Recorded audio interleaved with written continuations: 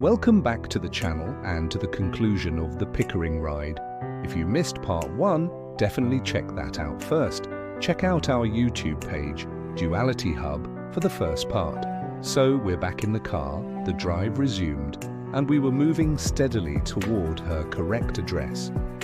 The most incredible thing was how quickly she went from completely hysterical, screaming and disoriented, to perfectly composed. One minute it's chaos, the next it's just a quiet ride. The contrast was just astonishing, but I wasn't letting my guard down, not for a second. I've done enough of these rides to know that a situation can flip on a dime. I kept the car steady, my eyes glued to the road, hands ready on the wheel, but I have to admit, a part of me was also a little amused by the sheer strangeness of it all. As we got closer to her street, the familiar shapes of suburban homes started to emerge from the darkness. 3 blocks, then 2, then 1, and finally, there it was. Her home. It was this modest, well-lit house that felt like a different universe compared to that creepy, abandoned lot where we'd started this whole mess. I took a breath and said carefully, "All right, we're here." The dispatcher, who was still on the line, asked if she was okay to be dropped off without police presence. She just nodded quickly. Yes, that's fine. I just want to go inside." Hearing that, I could finally breathe a little easier. My safety protocols were in place, the dispatcher was my witness, and it looked like this ride was going to end without any further incident. I pulled slowly into her driveway. She started gathering her bag and then, of course, began the search for her missing shoe. Eventually she found it, opened the car door and paused. She turned to me and said, "Thank you." Her voice was polite, with absolutely no trace of the panic from earlier. I just gave her a nod and watched as she walked up to her front door and disappeared inside. The dispatcher checked in one last time. "Are you okay?" "I'm okay," I replied, letting out this long, deep sigh I didn't even realize I was holding in. Driving away, with the cityscape blurring behind me, my mind just replayed the whole sequence of events.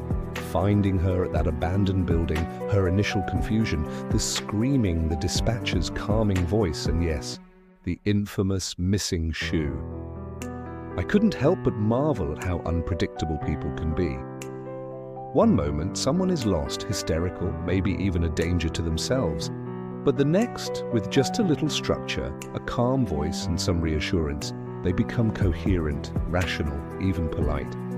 It was a powerful reminder of how much our environment and the people around us can influence our state of mind. I also thought about my own reactions throughout the ordeal. Fear, caution, patience, and a whole lot of empathy. They all played their part. As a driver, you learn very quickly that this job is part logistics and part psychology. You're not just getting someone from point A to point B. Sometimes you're a guide, a mediator, or, like tonight, a small, stabilizing force in someone else's chaotic world. And you know, even in the most tense situations, humor always finds a way to sneak in. The whole lost shoe incident was so ridiculous that once the adrenaline faded, I just had to chuckle. How often does a full-blown emergency ride end with someone frantically searching for their footwear? Then there's the irony of it all. A woman, clearly having had a few drinks, screaming about her husband, is suddenly transformed back into a responsible adult, all thanks to the calm, professional voice of a dispatcher on the phone. It's just wild how life can flip the script on you when you least expect it.